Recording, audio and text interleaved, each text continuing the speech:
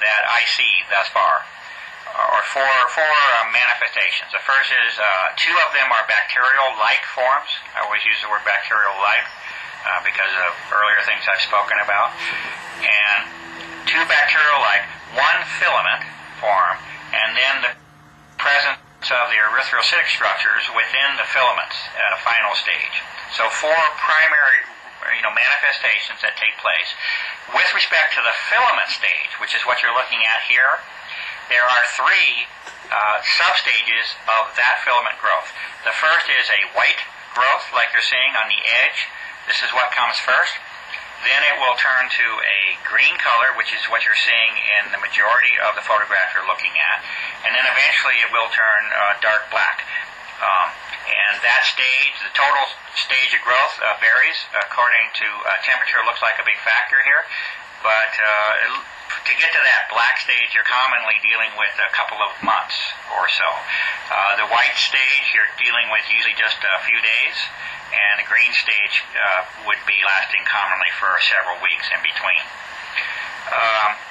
So I wanted to give you that photograph of what I would call a very representative photograph of the primarily mid-level growth stage of the filament stage, and that this growth results directly from a dental sample, which is equivalent to what you saw in the previous photographs.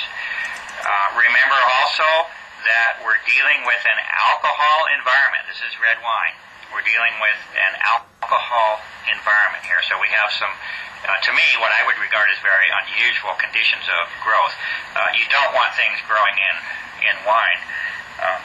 If you're storing it on a shelf, it would not be a very popular beverage if it had the propensity to develop bacterial growths in wine and that type of thing. So I truly offer to you that we have a most unique form of biological growth and manifestation here, and that it is very deserving of all the studies that have taken place thus far, and it is deserving of many more much more intensive studies as well in the future. I'm going on, and now we're looking at blood. Okay. These are red blood cells, erythrocytes, and I'm limited by my equipment, but I also do the best I can, and it gets a job done, and we do. We have limited resolution, but we at least have a little bit above conventional magnification, and because we are able to see some things that cannot be seen otherwise. I've done quite a bit of all of that tonight. There's a lot of work about what I have found with respect to blood, and there's a lot of photographs, in fact many photographs that are quite similar to this. So I won't go through all of that tonight. We can go through another time if you'd like, or if you decide in your questions that that's what you want to talk about, I will. But the point tonight is the extent of the problem, right? That's the point.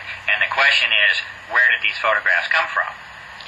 And this particular photograph, the next three photographs you'll see, are of that 37-year-old male who is a vegetarian that produced the filaments in the very first photograph that I saw you. Remember, this individual at least perceives that he has no health issues that he's aware of any kind, and I can say that once again he was quite surprised when he saw these photographs. Now, unfortunately, I have to say that these photographs are representative of what I encountered in this particular individual.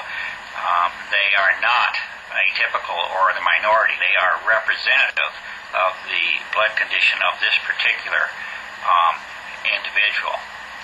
And, I'll go ahead and take the opportunity to mention to you that, Dr. Lorraine Hurley, who's in here in the future, I think there is a pretty good chance you may hear more from her if she wishes to engage, and she will provide hopefully her perspective and commentary from a medical point of view that I don't have.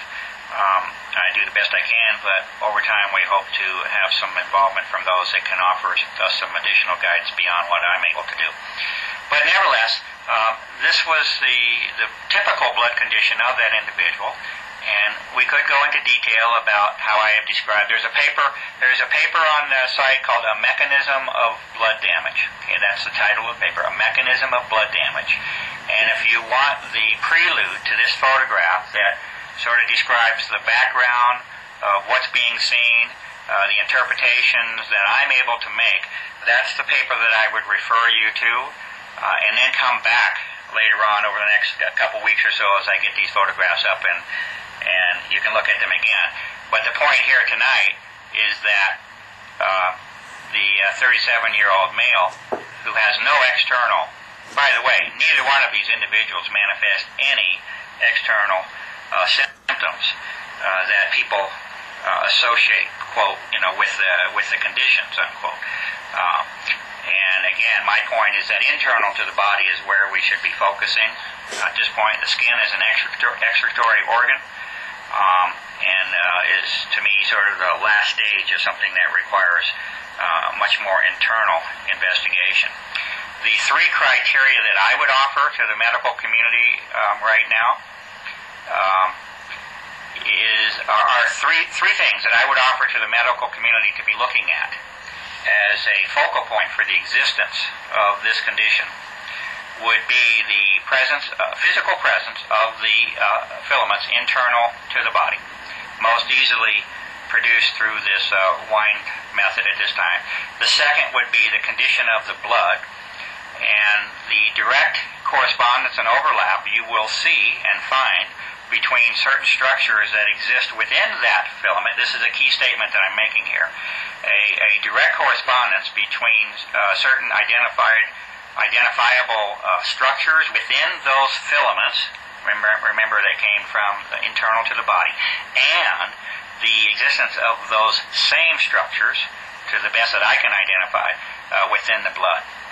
And that was sort of a key statement, and it's why I would offer those two as being criteria.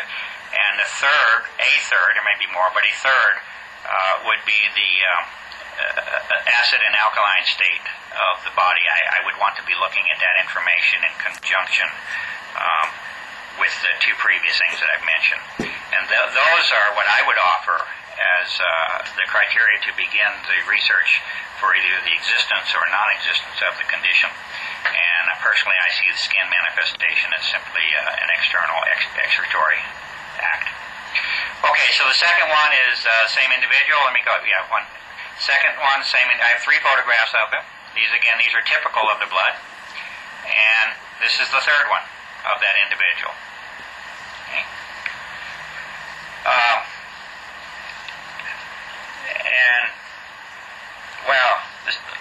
The photographs to me speak for themselves at this point. There is not uniformity. There is not cellular integrity. That cell, as a red blood cell, cannot function at all to any type of normal capability with that disturbance to the cell in the presence of these particular structures, which, again, by my work, the best I can come up with is a bacterial-like type. The chlamydia pneumonia is one candidate for research. And so I ask you, again, at what point do you become involved, and at what point is this real to you? And the last photograph here is a photograph of the condition of the blood of the 8-year-old child. Shows the same types of disturbances that are going on that, to me, unfortunately, are representative. Unfortunately, these are not anomalies, and that's what's unfortunate to me in a majority of cases. And now we see that extending